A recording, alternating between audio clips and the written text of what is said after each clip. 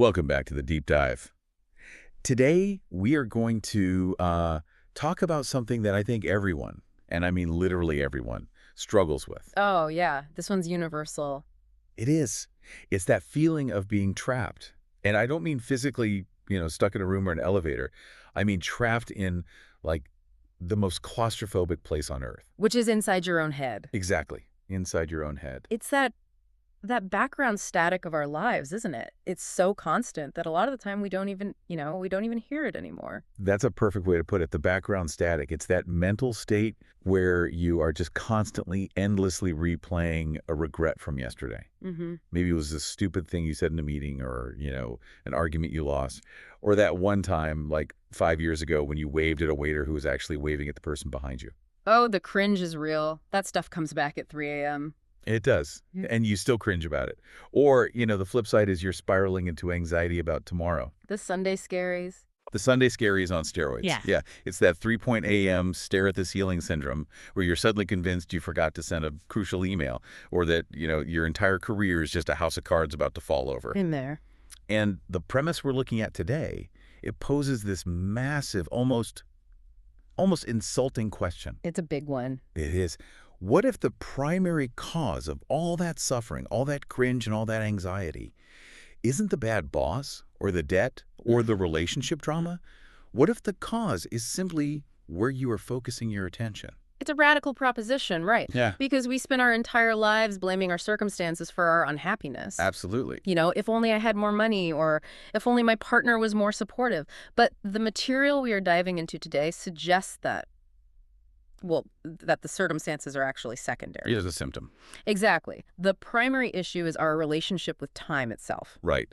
And to guide us through this, we are unpacking a really comprehensive breakdown from the Blink Beast blog. A really good one. It's fantastic. They did this incredible synthesis of Eckhart Tolle's philosophy and specifically focusing on his seminal work, The Power of Now. The big one. The big one. And look, I have to be honest with you, right out of the gate, I've always been a little bit skeptical of titles like The Power of Now. I get that. It sounds like a bumper sticker on a Prius. It sounds like something a yoga instructor yells at you while you're trying not to fall over in a pose. It can definitely come across as a bit woo-woo if you just look at the surface. Yeah. Just be present. It sounds a lot like toxic positivity, doesn't it? It really does. Just be here. And you're thinking, well, here sucks right now, so why on earth would I want to be here? Right. We're trying to escape here. But when you actually dig into the mechanics of what Tolle is arguing and what the Blink Beast analysis really highlights, it's incredibly logical. It's almost mathematical. It is. It's deceptive in its simplicity. Tolle isn't just saying relax and smell the roses. He's making an ontological argument about the very nature of reality. He's challenging the physics of how we perceive our existence. Ontologic. Okay, hold on. That is a $10 philosophy word. Let's break that down for you listening while you're commuting and don't have a dictionary handy. When you say ontological argument, what are we actually talking about? We're talking about the study of being, the study of what is real versus what is just, a mental construct. Okay. So Tolle is basically arguing that our perception of time, the past, and the future, it's not actually a fundamental reality of the universe in the way we think it is. So it's just in our heads. It's a mental construct that we have mistaken for reality. Wow. Okay. So our mission for this deep dive is to unpack that argument. We want to explore this idea that true peace and clarity and fulfillment, that they exist strictly in the present moment. And we want to figure out the practical mechanics of how to stop missing your life. And that's really the core of it. Because that is the stake here, isn't it?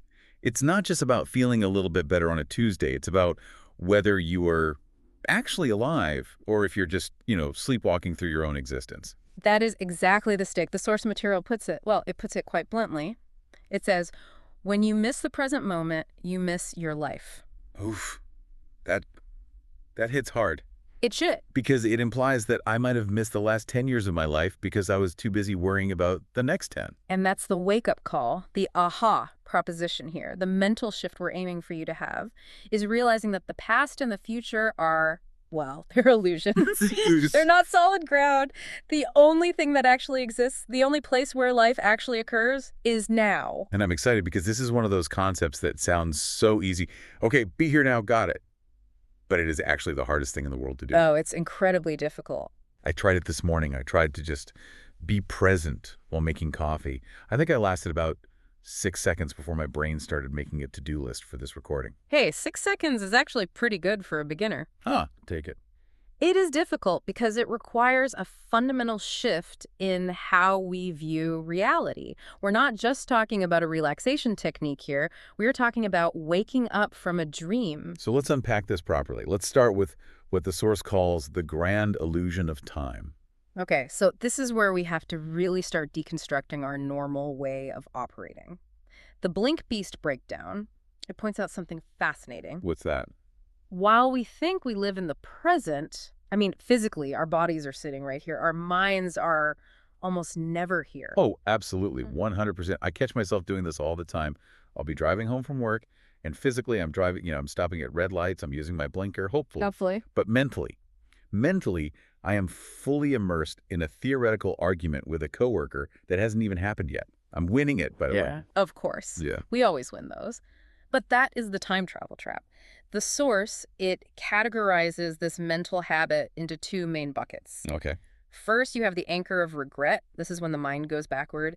You replay past mistakes. You cringe at old memories. You nurse old grievances. You're just replaying the highlight reel of all your failures. Which is just exhausting. And it's so weird how the brain edits those memories, isn't it? Every time I replay an awkward moment from my past, it gets slightly worse in the retelling. It gets more vivid. Yeah, the silence gets longer. The look on the other person's face gets more and more judgmental every single time. That's a great point. Because memory isn't a perfect video recording. It's a creative reconstruction. Every single time you access a memory, you are rewriting it slightly based on your current mood. So you're basically suffering over a fiction you're writing in real time. Exactly. And the second bucket is the engine of anxiety. This is when the mind projects forward, worrying about future problems, imagining all those what-if scenarios. What if I lose my job? What if the economy crashes? What if I accidentally reply all to that email with the snarky comment I made about the boss? Precisely. And the source makes a really critical point here. In both cases, whether your mind is in the past or in the future, you are carrying emotional pain that theoretically no longer exists in the immediate moment. It's not happening right now. It's not. You are suffering from phantoms. It's like carrying a heavy backpack full of rocks that aren't even there. But okay, let me play devil's advocate here for a second. Please do. Because I can hear someone listening to this screaming at their phone right now.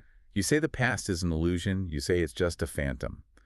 But if I have a massive student loan debt, or if I have a criminal record, or if I broke my leg yesterday, those are all consequences of the past. They feel pretty real. Right. My bank account definitely thinks the past is real.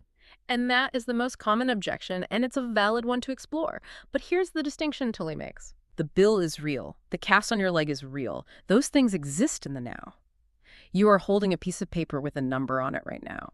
You have a throbbing sensation in your leg right now. Okay, I follow that. The physical reality of it is in the present. Exactly.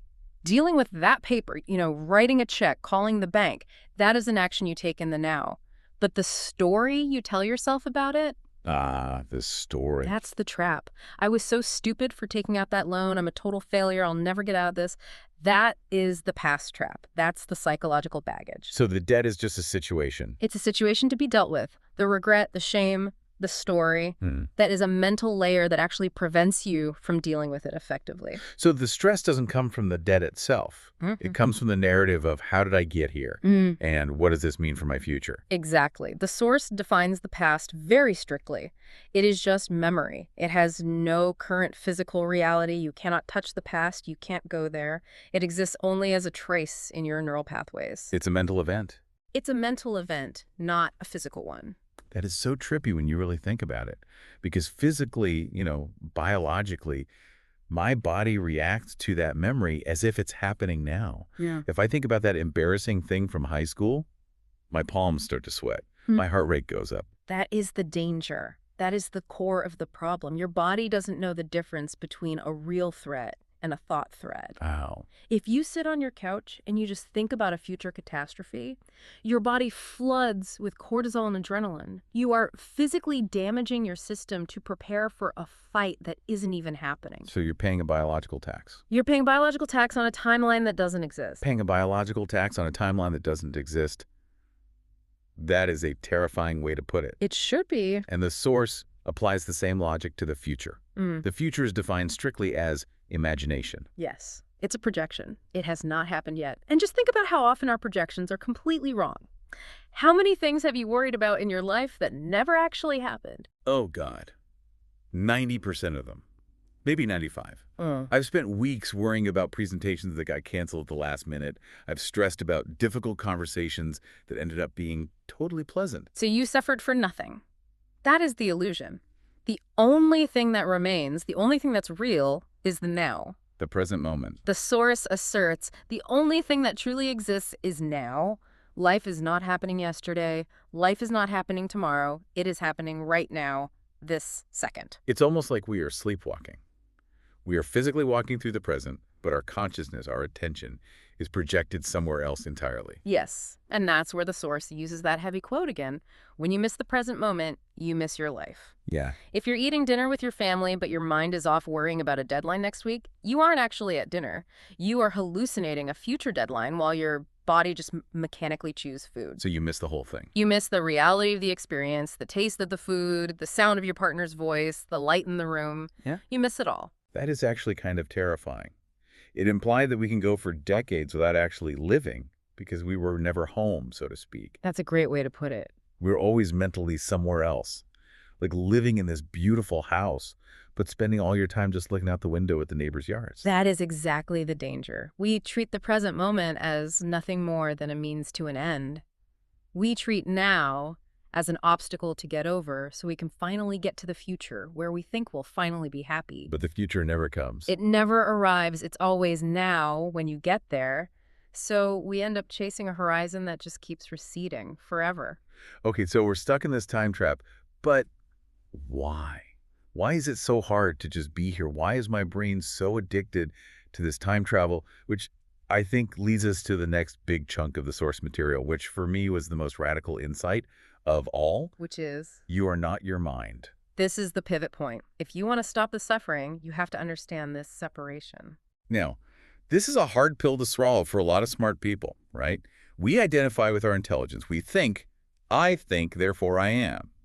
We believe that the voice in our head is us. Absolutely. So if the voice says, I'm a failure, we think, well, I guess I'm a failure. If the voice says, I'm angry, we say, I'm angry. We fuse with it. Correct. We are completely identified with the thinker.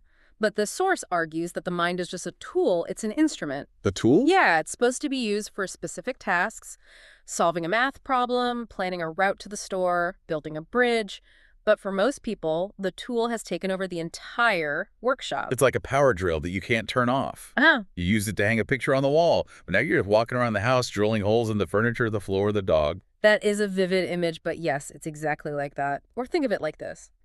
If you saw a man on the street, muttering to himself, arguing with invisible people, shouting about conspiracies, what would you think? I'd think, that man is insane, and I'd probably cross the street to avoid him. Yeah. But we do the exact same thing. We just do it silently, inside our own heads. If you could broadcast the average person's internal monologue over a loudspeaker for everyone to hear, they would sound just as insane. Oh, that's a horrifying thought. It would be a nightmare. He looked at me funny. Does he hate me? I bet he hates me. I remember in 2014 when someone looked at me just like that. Oh, I need to buy milk. What if the milk is sour? I'm going to die alone. It is a constant, chaotic stream of compulsive thinking. When you lay it out like that, it sounds like a disease. The source argues that it is a form of dysfunction. We have become slaves to the tool. We believe every single thought it produces. We react blindly to every emotion it triggers. And because the mind is, at its core, a survival machine, it is biased towards negativity. Right, the whole lizard brain thing. The mind is designed to look for tigers in the bushes, not to sit back and admire the sunset. Precisely. Evolution didn't select for happy. It selected for anxious but alive. So if you're identified with your mind, you're identified with a machine that's constantly screaming about threats. You're identified with fear, with lack, with not enough. The source details this mechanism of suffering. The mind creates problems by constantly reminding you of past failures or predicting future disasters that simply do not exist in reality. They exist only in thought. Okay, so how do we break that? If I'm not my mind, if I'm not this voice chattering away in my skull, Then who the hell am I? You are the observer. The observer. Okay, this is where we get into some matrix stuff. Explain this role. What does that mean? This is the solution provided by the source. It's a shift in identity. You shift from being the thinker to being the one who hears the thoughts. Can we try to make that a little more concrete? Because I feel like I try to do this sometimes, but I just end up thinking about observing, which is just more thinking. It's tricky for sure. Imagine you are sitting in a room and you hear a loud radio playing in the room next door. That radio is your stream of thinking. Most people think they are the radio. They're the voice. They're singing along to every song, getting mad at the commercials, getting swept away by the news. But the shift to the observer is realizing, wait a minute, I am the one sitting in the chair listening to the radio. Oh, I don't have to turn the radio off Well, because I've tried that and it doesn't work. no, and you probably can't. In fact, trying to stop thinking usually just leads to more thinking about not thinking. Right. You just have to realize you are the space in which the thoughts are happening. You are the awareness behind the voice. And that creates distance. It creates a gap. It creates a gap of freedom. When you observe a thought, let's say the thought is, I'm going to totally mess up this presentation. Instead of becoming the anxiety, you just notice it. You say, oh, look at that. The mind is doing its worrying thing again. How interesting. It loses its power. It loses its teeth. It goes from being a command, like panic now, Yeah. to being just a suggestion. Hey, maybe we should panic about this. And you can just say, nah, I'm good. Precisely. You realize the thought is just a passing event, like a cloud passing across the sky. You are the sky, not the cloud. I like that. The cloud comes and it goes. Sometimes it's a dark storm cloud. Sometimes it's a little white fluffy one. But the sky remains untouched. The sky doesn't get wet when it rains. I love that. You are the sky, not the cloud. That detachment seems to be the absolute key to peace. But the source digs even deeper into why the mind is so obsessed with time. It introduces this concept of psychological time versus clock time. Yes. And I think this is crucial because practical people like me, we get nervous when we hear live in the now. We think, okay, if I just live in the now, I'm going to miss my flight. I'm going to forget to pick up my kids. And this is a crucial distinction if we want to understand the root of suffering. The source is not telling you to throw away your watch or forget your appointments. That is clock time. Okay. Clock time is practical. It's the meeting is at 2:00 p.m. or the train leaves in 10 minutes. It's functional. We need that to operate in the world. All right, if I ignore clock time, I get fired. I can't really tell my boss, time is an illusion, man, when I show up 2 hours late for my shift. Exactly. You will be fired in the now. But psychological time is completely different. Psychological time is the heavy emotional baggage we attach to the past and future. It's the dwelling. It's the living mentally in the past or future. Okay, so an example. Clock time is, I made a mistake on that report I submitted. Psychological time is, I am a stupid person because I made that mistake, and everyone is judging me, and I will never succeed, and I'll probably get fired. Perfect example. Yes. The source gives us an emotional equation here, basically. Dwelling on the past in psychological time equals regret, guilt, sadness. Check. Focusing on the future in psychological time equals anxiety, stress, fear. Double check. Clock time is neutral. Psychological time is charged with suffering. And the antidote to this is what the source calls the now safety check. I actually tried this after reading the notes, and it's surprisingly effective. But you have to really do it, not just think about it. Walk us through it. How does it work? So the source asks you to do this little reality check. You just stop wherever you are and you ask yourself, right now, in this exact moment, at this split second, am I in danger? Am I unsafe? And usually, unless you are literally being chased by a bear or, falling off a cliff, the answer is no. The answer is always no. Even if I have a huge deadline tomorrow or a really difficult conversation pending, in this exact second, sitting here in my chair, breathing the air, my feet are on the floor, I am okay. Nothing is attacking me. This is so profound because it reveals that the mind creates these imaginary problems. You might have a massive debt that you have to pay next month. That is a situation you need to deal with using clock time. But right now, in this second, the debt is not physically attacking you. It's not a lion. It's not a lion. It's not taking oxygen out of the room. The suffering, the panic comes from the mind telling you a horror story about the future consequences of that debt. So the expert insight here is that all suffering is generated by the gap. Yes. The gap between where you are, which is here, in the now, and where your mind is, which is in the future or the past. That tension, that stretching between those 2 points is what we call stress. Wow. Stress is basically wanting to be there when you are here. That is a great definition of stress. Wanting to be there when you were here, it's a fundamental refusal to be where you are. And since you can never be there, you can only ever be here, stress becomes a permanent state of being if you don't break the habit. You're constantly leaning forward, trying to get to the next moment, treating the current moment as just a stepping stone to something better. Which brings us to the villain of the story, if we can call it that, Mm. the ego. Now, usually when we say someone has a big ego, we mean they are arrogant. They think they're the best, they're boastful.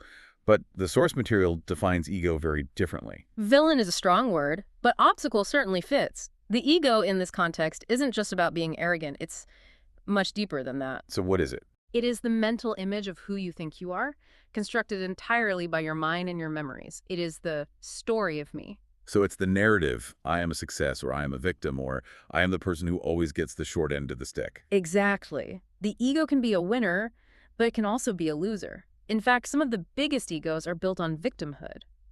Wait, what? Think about it. I suffer more than anyone else. No one understands my pain. That is a huge ego because it makes you special. It separates you from others. It gives you a strong identity. Whoa. So feeling sorry for yourself is actually an ego trip. According to this philosophy, yes, Ah. absolutely, because it reinforces a separate identity. I am defined by my past trauma. I am my story of suffering. The source gives voice to the ego with examples like, I am not good enough, or I need more to be happy, or I am incomplete. The ego sounds like a bottomless pit. It always wants something it's never satisfied. Because the ego feeds on conflict. It feeds on comparison, on fear, and on negativity. The source explains this trap of dissatisfaction. Tell me more. The ego keeps you unhappy on purpose because it survives on problems. Think about it. If you were perfectly content, perfectly at peace, perfectly happy in the now, do you need a story about yourself? No, you just are. You're just being. Exactly. If there are no problems to solve, the ego loses its job. It loses its identity. The ego is like a lawyer who gets paid by the hour. It needs a court case. It needs a fight. It needs a fight. If the case gets settled, the lawyer is out of work. So the ego constantly files new motions, creates new dramas, finds new things to be offended by, new Yeah. things to worry about. That explains so much. That explains why some people seem addicted to drama. Right. Why even when things are going perfectly well, they'll find something to complain about. Right. Oh, the vacation was great, but the flight home was delayed by 20 minutes. Precisely. I have a big problem, therefore I am important. I am suffering, therefore I have a compelling story. If you take away time, the past and the future, the ego just collapses. It cannot survive in the now because the now is just facts. It's not a story. It's just what is happening. The light is on. The chair is hard. There's a sound outside. It's just reality. That's why the source says presence destroys ego. Yes. The ego relies on the narrative of the past. This is what happened to me that made me who I am. And the projection of the future. This is what I will become when I finally succeed. Without them, in the intense clarity of the now, the ego cannot exist. It burns up in the light of presence. And what remains when the ego is gone? Because I think people get scared of that idea. They think, if I lose my ego, do I become a vegetable? Do I lose my personality? Do I become boring? Not at all. What remains is a calm, peaceful awareness. The true self. The source describes it as being grounded, centered, and free. You are still there. You don't vanish. But the heavy, chattering story about who you are vanishes. You become lighter. You become lighter. Yeah. And you become more effective in the world because you aren't acting out of defensiveness or fear or the need to prove your story. Okay, I feel like everyone listening right now is nodding along saying, yes, I want that. I want the chattering story to shut up. I want to fire the lawyer in my head. But how? Right, the practical application. This is the pivotal part of the deep dive. How do we actually access this power? Because it's not enough to just understand it intellectually. I can read a book on how to swim, but if you throw me to the deep end of the pool, I'm still going to drown if I don't actually practice. No, intellectual understanding is just another thought. It's another trick of the mind. You can have a PhD in the power of now and still be completely miserable. Right. You have to experience it. And this is where the source transitions from theory into actual, tangible practice. So let's list the specific techniques the Blink Bees breakdown offers. The first one is so simple, but it's deceptive. Become aware. It sounds too simple, but it is the gateway. And the easiest way in is to start by noticing your breath. Just breathing. That feels almost too basic. Is that it? It's basic because it's primal. And think about why the breath. You cannot breathe in the past. You cannot breathe in the future. The breath is always, always happening now. Huh. Never thought of it that way. If you focus all of your attention on the physical sensation of air entering and leaving your body, the cool air in your nostrils, the rise and fall of your chest, you force your mind into the present moment. You literally cannot think about your tax return and fully feel your breath at the same exact time. One has to give. So it acts like an anchor. It pulls the kite of your mind back down to earth. Exactly. Another technique the source mentions is to feel the inner energy of your body. Okay, this one sounds a little mystical. Inner energy. What does that actually mean in practice? It sounds woo-woo, I know, but try it right now as you're listening. Just close your eyes for a second. Can you feel that your hands are there without touching anything or moving them? Yeah, I can. It's like a faint hum. Sort of tingling. That tingling, that aliveness, that is the inner body. That is the life force animating your cells. When you focus on that feeling in your hands, your feet, your chest, you are not thinking. You are feeling. You are inhabiting the now. It takes your attention out of your head. And puts it into the body, which is always in the present. It's surprisingly grounding, isn't it? It really is. It's like turning down the volume knob on the brain chatter. And the source also mentions observing your surroundings and listening fully. This is about using your external senses to anchor yourself in the present. Okay, give us a scenario. Let's say I'm in line at the grocery store. The person in front of me has like 40 items in the 10-item express lane. And they are paying with a check, a paper check. Yeah. In 2026. The ultimate test. I am furious. My mind is screaming, how dare they? And I'm going to be late. Sure. How do I use this technique? This is the perfect training ground. This is your gym. First, notice the reaction. Notice the heat in your chest, the clenching in your jaw. That's the observer waking up. Ah, there's anger. Then use your senses. Look at the vibrant colors of the cereal boxes on the shelf. Really look at them. The bright red, the deep blue. Listen to the rhythmic beep of the scanner. Feel the soles of your feet on the hard floor. But I'm still annoyed that this is happening. You are annoyed because you are resisting reality. You are arguing with the moment. Your mind is saying, this should not be happening. But it is happening. The check is being written. That is the fact of the moment. Right. When you focus on the raw sensory details, the isness of the moment, you stop feeling the story of poor me stuck in line behind this inconsiderate person. And without that story, the anger has no fuel. It just starves. Exactly. The anger needs the narrative, this person is disrespectful and is ruining my day to survive. If you just look at the visual reality of a person writing on a piece of paper, it's just an event. It's neutral. And the result of this practice, of all these little techniques, according to the source, is that the mind becomes quiet. Yes. And there's a really important distinction to make here. One, the source is careful to highlight. Peace doesn't come because your life problems physically disappear instantly. The line at the grocery store doesn't magically vanish. The debt doesn't get paid off just because you watched your breath for 2 minutes. Right. The magic fairy doesn't come down and pay your bills just because you felt your inner body. No. But the peace comes because you are no longer identified with the problem. The panic is gone. The mental noise is gone. You are grounded. And from that grounded, clear-headed place, you can actually deal with the situation much more effectively. So you're operating from clarity, not hysteria. Exactly. That leads us perfectly into the next section of the material, acceptance. Mm-hmm. Because I think a lot of people hear accept the now and they hear give up. They think it means being passive. Mm-hmm. They think if I just accept my bad situation, I'll never have the motivation to change it. I'll just become a doormat. That is the #1 misconception, and it's a huge barrier for people. The source is very, very clear about this. Acceptance does not mean passivity. It does not mean giving up. It's actually a redefinition of what acceptance even is. So what does it mean in this context? It means accepting the present moment as it is. It means acknowledging the facts of your situation without the layer of emotional resistance. Okay, so let's use an analogy. Let's say I'm driving and my car gets stuck in the mud. Acceptance isn't saying, well, I guess I live in the mud now. This is my life. I love mud. Exactly. That is giving up. That's resignation. Acceptance is looking down and saying, I am currently stuck in the mud. That is a simple, unemotional fact. Okay. Resistance is screaming, I shouldn't be stuck in the mud. This is so unfair. Who put this mud here? I hate this mud. My new shoes are ruined. And all that screaming, that resistance, it consumes so much energy, creates stress and panic. It wastes an enormous amount of energy that you could be using to actually get yourself out of the mud. The source gives us another powerful equation here. Resistance equals suffering. Acceptance equals peace. That's simple. It is. When you fight reality, when you argue with what is, you will lose 100% of the time. Because reality has already happened. The car is already in the mud.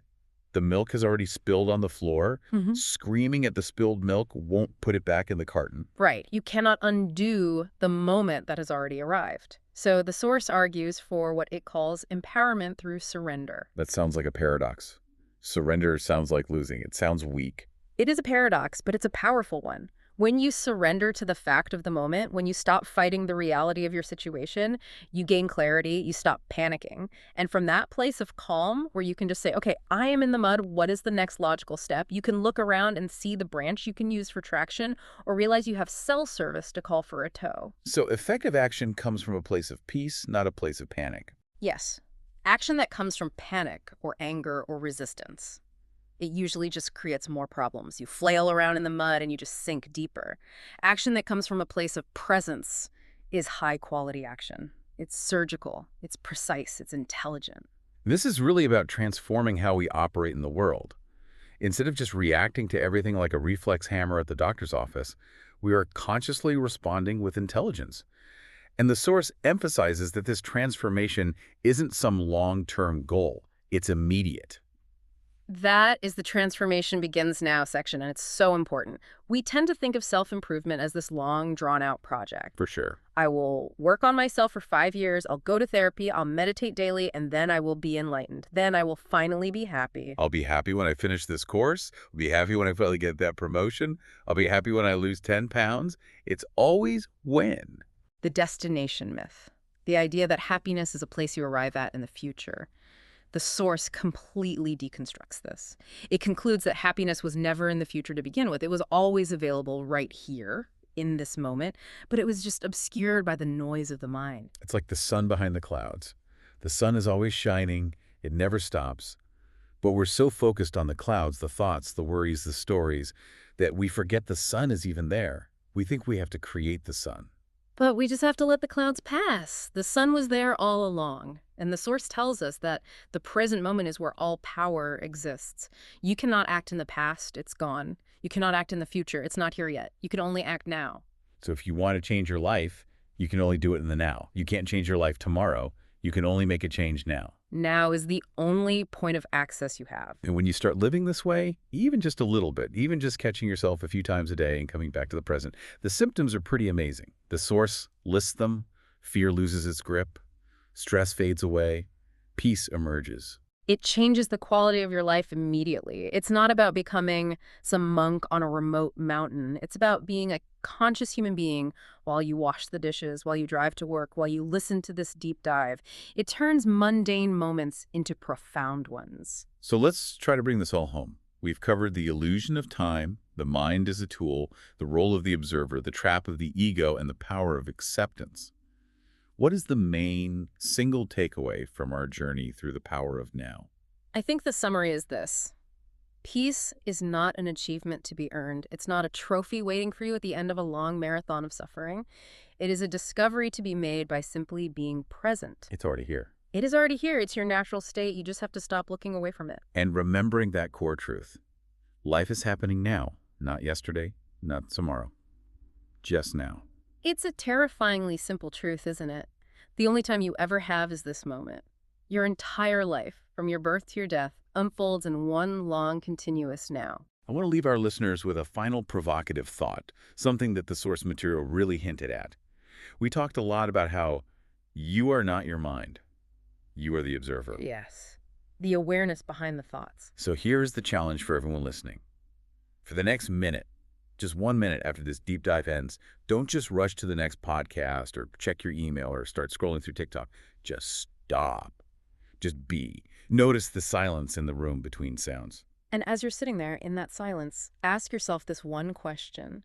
If you are not your mind, then who is the one listening to this right now? Who is the one behind the thoughts? That is the question.